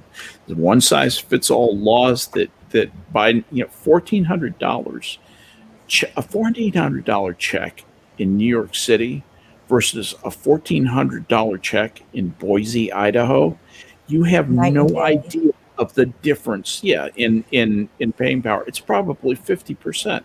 You can get by for half that amount of money in Boise. My point is that government doesn't do things very well in the first place, and when it tries to get these one size fits all, they get one size fits none. Mm-hmm. Well, Yeah. Well, so Biden, more than a few times when he's trying to make a point, will talk about why isn't there a federal response to this? It's like, yeah, okay, look, I get the, I'm with the government, I'm here to help mentality, but I'm not looking for a more federal responses to things that don't have to be solved at the federal level. Yeah. This isn't medieval China where the emperor is coming down with uniform building codes about how all the civic buildings are going to be built throughout China. This is you're not helping, Joe. No more paper walls. We're not going to burn like Japan. Yeah. But when he yells, when he's trying to make a point, it really is quite charming and doesn't make anybody in other countries think, oh, they're weak ass. Oh, but what about his? Well, actually, that was something I wanted to talk about briefly. Do you mind if we pivot? Because I sort of skipped something. Okay. Which I did is have a- Biden's quiet diplomacy is being credited for the ceasefire in Gaza. Have you guys heard about this? No. Yes. No. So I'm having my heart. I don't feel well. So the reason that Radiating. that they've stopped firing at each other is because of Joe Biden's quiet diplomacy. The reason Now why they that were we don't firing have- each other in the first place because of him.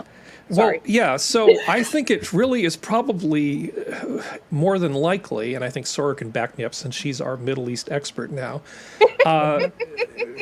that they finally ran out of rockets at about 4,000, and Yeah. the Israelis have already given the fire ant treatment to most of Mossad's, not Mossad, what's wrong with me? Hamas's tunnels. And so everybody basically got what they wanted out of this, so there's no reason to keep fighting. Yeah, this is normal. And I don't think that Joe Biden has one Quiet diplomacy. scintilla of influence on any of No. this. Let me explain. Watch he'll win the Nobel Peace I'm sorry. Prize. I'm He sorry. probably will, but go ahead, Skep. No, I should let Sora do this. I don't know. Was Sora asking to do this? Sora, No, do you need to do I'm- something? Okay, I don't don't want to need to do usurp your. everything. I don't want to usurp your function. But here is what really. Here's the quiet diplomacy that went on. Biden's handlers told Biden to call Bibi Netanyahu and say, "For fuck's sake, stop bombing these assholes, or we're going to cut your ass off." And Netanyahu didn't want to lose that, $4.8 billion a year in aid and investment and loan guarantees that comes in from the United States. And so he says, okay, we've retaliated enough. Yes, Mr. President. And he, that was the quiet diplomacy that got done. Biden probably was only dimly aware he was saying the words and only dimly aware of who he was talking to as he advanced back into the twilight of his normal existence. Yeah. The lady with the injections and so forth. Are you guys going to send me some of that flatbread and that paste? That salmon stuff is That's right. great. You're up against hummus, right? Hummus. Can you send me some hummus for some of that flatbread? It's good. Yeah. Well, didn't he send? Then our government. Let me rephrase this. Didn't our government send $200 million to them, and then they started bombing people? Yeah, we sent money to the Palestinian Authority for humanitarian reasons, of We course. sent it to the UN, who then in turn gave it to. Okay. To their dictators. Yeah. Yeah, and that's the Stop thing. It's like, printing money. well, no. The issue is that Trump cut that off. That shit stopped. Biden reinstated it. That shit started again. 2 weeks later. Yeah. Yeah. Sometimes diplomacy means sending money to terrorists. Oh God. And, yeah. Well, I mean, that's out of Obama's playbook. Coming up in the following weeks, we'll be talking about us re-entering the Iran nuclear deal. God. Yeah, or maybe not. Maybe we'll just change this around. And next week we'll just come back and it'll be all jokes. Yeah. Surprise! No. Surprise! No. The Okay, all-new next week happy I make fun the whole Yuckster plan. channel starring Harry the Hairy channel. Shaggy and Scoob pull the mask Oh. off. Prospero says Um, Egypt brokered the deal. Apparently. Oh, good. Yeah, there was talk about how Egypt was because But do you- they're blah blah blah. They But do you have a lot of remember- invested interest in peace there. Yeah, They have do. been Yeah. doing But a lot. remember when Trump would do something and things would work out beautifully, better than anybody would expect. People would be like, well, he's not smart enough to be playing this 4D chess that his supporters are talking about. But somehow Biden doesn't even have to necessarily do anything that we're aware of, and he gets credit for his quiet diplomacy. Yeah. Yeah. But of course, the treatment from the press is totally fair with every president. Good God. It's just sickening the way they fawn over this guy. It is. My blood pressure is pretty low, but for some reason it goes up when Biden's involved. Well, Jack Gunsky's in chat, and he actually made a pretty funny line. He said, "Biden's quiet diplomacy: speak silently and carry a big check." Mm-hmm. I like that. I like that a lot.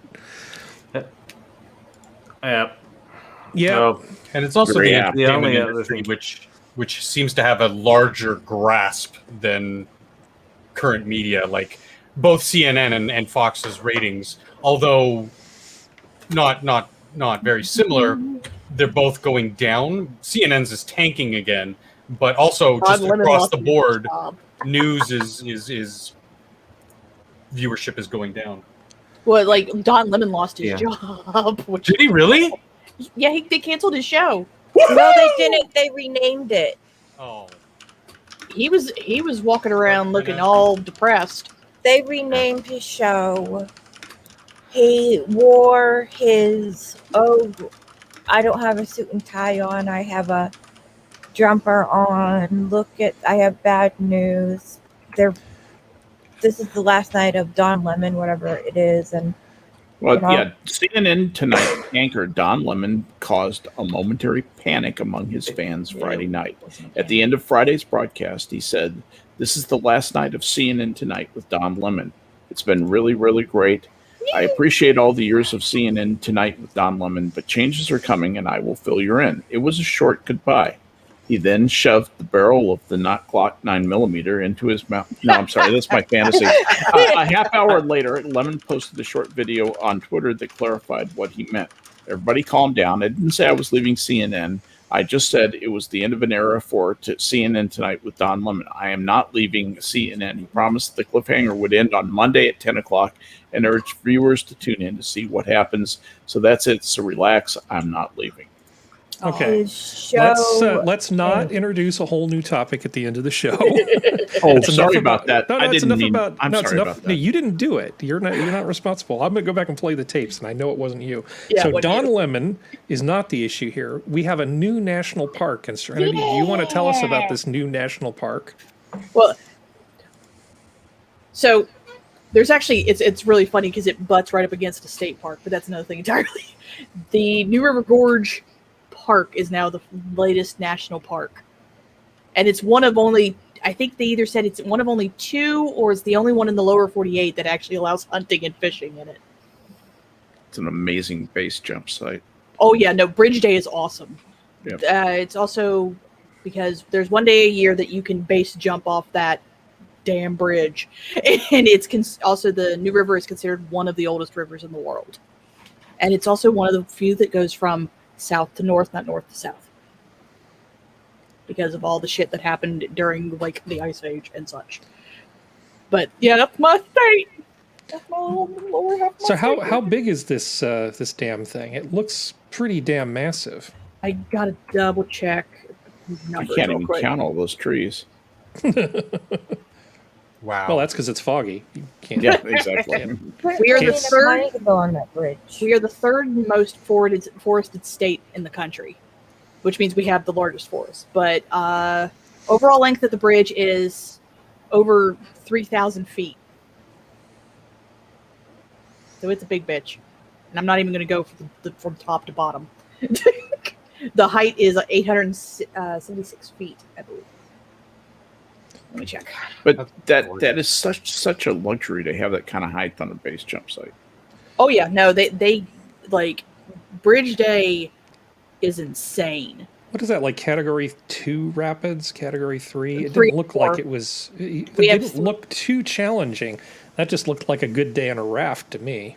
We Yeah, have that's- in parts there's 3 and 4 category. We also have the longest whitewater rafting season. Yeah, because there are a lot it's- of ways to kill yourself in this park. Oh yeah, no, the thing that was kind of really funny to me, at least, was that they didn't show. I forget what they're called now, and Skep's probably going to know it. It's the type of steps that they put into the sides of mountains that they're just rebar, and it's what they use to get across the Alps during, I think, World War I, World War II, and there's actually a whole bunch of those types of climbs around there. I know what you're talking about. Yeah. And I don't know what they're called. I saw a video on the ones that are in the Alps. That's what.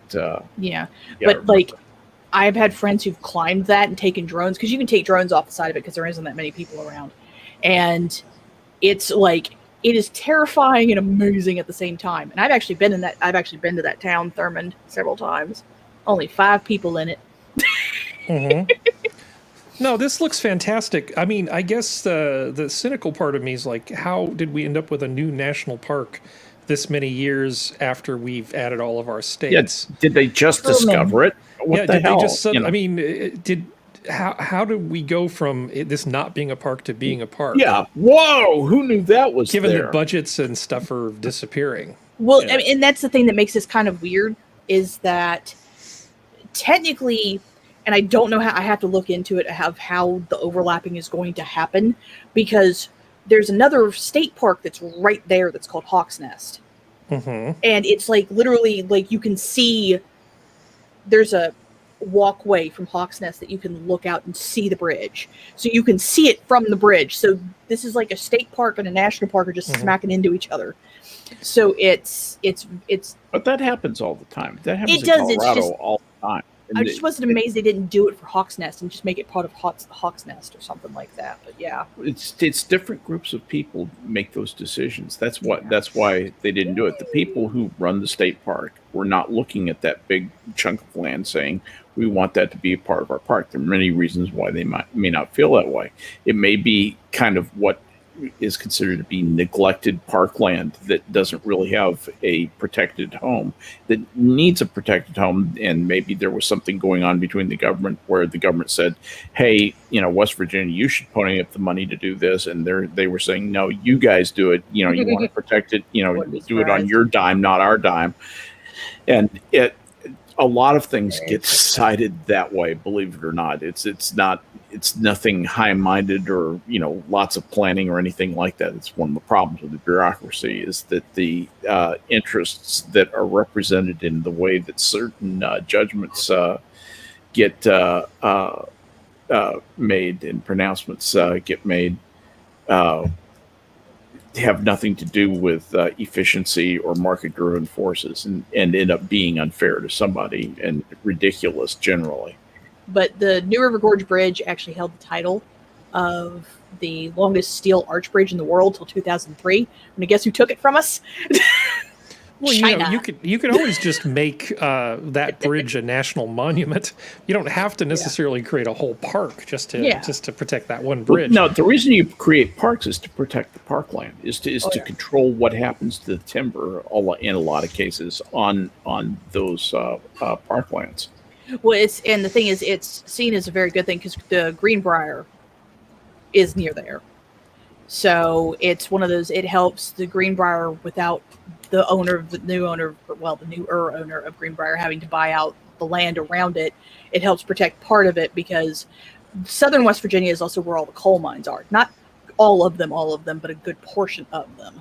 So it's good for this Greenbrier resort, but it's also good for... It's also good to keep the strip, because around here, we don't go into the coal mines, not too much. You just take the tops off your mountains. Yeah, take the top off the mountain, process it.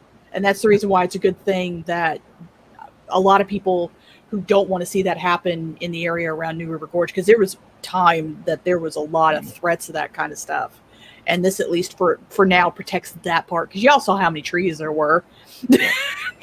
You'd stand on that bridge. Time lapse of the type of mine technique that you're describing is pretty interesting to watch. I've seen a couple of them, and they just absolutely demolish these mountains. Oh yeah, really change the landscape. Even when they have reconstruction programs. It's not the same. Yeah, placer it's not. mining's no great thing either. you wouldn't believe the abandoned gigantic mining machines that are abandoned in Colorado. Oh, I would. All over, they're all over the place. I've spent enough time in the California gold country that I'm sure you've seen the same thing. I've seen my fair share of that sort of stuff. Yeah. I do remember once when I was a kid going with my dad 4 miles up this hill. I was just a little kid. I got to carry part of the dredge, and we went 4 miles up this creek, and you would think that no human being had ever been there before. But then we got to this one great spot where there was just all this old mining stuff that was just rusted, huge, like gears and things just all over the place. Somebody had just mined the hell out of that place. And you think about what it took them to get that equipment up that mountain. It's like, man, they were severely motivated. Who says capitalism doesn't work? Well, I think it's more greed works, but sure, we'll go. Well, greed is good. Being an entrepreneur, yes, greed works. Greed does. Greed is good. Motivated self-interest is not necessarily a bad thing. This made me smile. I don't remember which of you sent this to me. Yeah, that was actually something I sent. I just realized this is from last year as well. But still. Yeah, but apparently, according Here, I'll to just scroll up and then see. Look, the date disappeared. Now nobody has to know. Should have kept your mouth shut, Geodes. So this just made me happy that anybody had this. So ASU student group College Republicans United is raising funds for Kenosha protest shooter Kyle Rittenhouse. The group told AZ Central Reporter they do not speak to journalists with pronouns on their Twitter page and to get a real job. I like them. Man, if I was hiring right now, I would look very favorably at anybody from that school who had college Republicans listed as one of their activities. So I did look in the article, though, and the very last sentence says, the group later publicly apologized after facing backlash from both the public and university. Weak. Never apologize. Never apologize. Never complain, never explain. Yeah. And never, ever apologize. Never, ever apologize. Well, I think we're at the final thoughts part of things. Would anybody care to share anything or have any short topics you'd like to discuss before we sign off? I agree with Prospero. Don't apologize. Little wusses. I just would put one thing out there. It's a tribute to how inept this administration is. That Joe Biden can name Kamala Harris his border crisis czar. She still has not visited the border and apparently cares nothing about the matter and has done absolutely nothing in regard to the border. Mm-hmm. Which is probably a good thing. Well, she did bring diversity to that part of the government management, though. She did do that, and that God knows that's key. It's hard to even just continue making jokes about it. I'm just so sad for my country. Well, yeah. I hate to see us go down this way. Well, you put her in charge of the border, and then she goes to the Canadian border, like she doesn't know up from down. Right. You're not kidding. She really did. I know. But she still has not. She's still, why is she not down in Brownsville and Laredo and, the areas along the border, seeing what the deal is and seeing who's doing what and taking executive charge. Well, the reason for that is she's never had an executive job. She doesn't know how to be an executive. She was an attorney general, and that was an affirmative action hire. And then she suddenly became vice president of the United States, another affirmative action hire. And all she does is celebrate herself all day. Her day is from the moment she wakes up to she goes to sleep is an exercise in self-congratulation and self-flattery. I promise you. This is going to be one of the biggest psychological nutbags to ever take over the presidency when she takes over in about a year and a half from now. Well, remember the criticism of Bush the Elder when he had Dan Quayle as vice president, Well, hell yeah. saying, how can you do this? And people would joke, well, it's a good insurance policy. Yeah, Nobody scare will the want to shit get out of rid of potential me. advantage. Yeah, Yeah. it will. So it's like a safety thing for him. Yeah. And Biden's just looking at the history book, going, "Hold my beer." Yeah. In a manner of speaking. of speaking. Does But, anybody else? I'm sorry. He go thinks ahead. he thinks he's going to complete his term. That's the other interesting He thing. thinks he's going to you might run wanna think again. about. Well, He's got a mock Oval Office at his house. Yeah, exactly. And They may convince him he's been reelected. Yeah, he won't know any different. Joe Biden wins with 140% of the vote. I knew we could do it. I knew we could do it. Of course, without even knowing it, because Skep's in my head, apparently, already throws shade on my quote that I was going to read. That Read it anyway. I want to see how badly he beat you. if only it were all so simple. If only there were evil people somewhere insidiously committing evil deeds, and it were necessary only to separate them from the rest of us and destroy them. But the line dividing good and evil cuts through the heart of every human being. And who is willing to destroy a piece of his own heart? Now, I would say that's Solzhenitsyn. That I would say that's like the rule, and that someone like Kamala is like the exception to the rule, because she definitely plays the part of being pure evil. Well, hopefully we will all be pleasantly surprised at just how competent she is.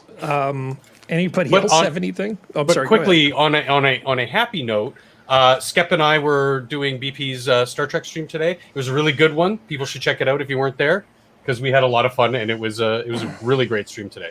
My God, I just realized I didn't even know what day it was. It's been such a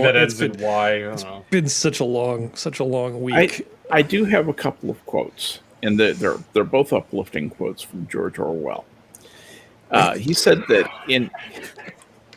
just let that one, it's a creeper. All right. In our age, there is no such thing as keeping out of politics. All issues are political issues, and politics itself is a mass of lies, evasions, folly, hatred, and schizophrenia. So that's one little happy one. And then a people that elect corrupt politicians, imposters, thieves, and traitors are not victims. They are accomplices. Mm-hmm. Sora's sending me pictures of animals. What is she doing with the animals? Newborn deer exploring Toronto. She's feeding family's the backyard. animals. Don't feed the deer unless you're feeding them something You can that will still see the send them up. umbilical piece. Look at the baby deer. Look at this fawn. Oh, you're gonna It's taste just like good one newly day. born. It's like they're jackals with a PR agent. I wonder if you fed him juniper berries, if you wouldn't need to season him as much later. I don't think that's how that works, Harry. Just saying, We're I all don't think that's how it terrible works. people. Enjoy the You're gonna baby taste animal. so good. I know, Alright. actually, look at the baby animal trying to eat the child. What? All right. Well, I'm going to go ahead and shut things down. Before I go, I was just going to suggest Jordan Peterson has been doing a really good job on his channel lately. It's good to see him. Oh yeah. It's good to see him in up and form. moving around again. He did an interview with Stephen Fry, which was a little weird because they were sort of talking past each other a little bit, but it was really refreshing to listen to two really bright guys at the top of their field have an intelligent conversation after so much of the crap that I've had to listen to just trying to cover stories for this show. After all of just the toxic stupidity that's out there, definitely check that out, and the Dark Horse podcast, which is at Brett Weinstein. He's been doing some fantastic stuff too. And if you're skeptical at all about a lot of the things that the CDC says, he does a really good job of talking about the stuff we don't know. Yeah. I do really give it my highest recommendation. Both of those things have been really outstanding over the last few weeks. Those are two of my favorites right now. Yeah. Yeah. And with that, the zoo is closed. Good night, everybody. Good night, everyone. Bye. Watch.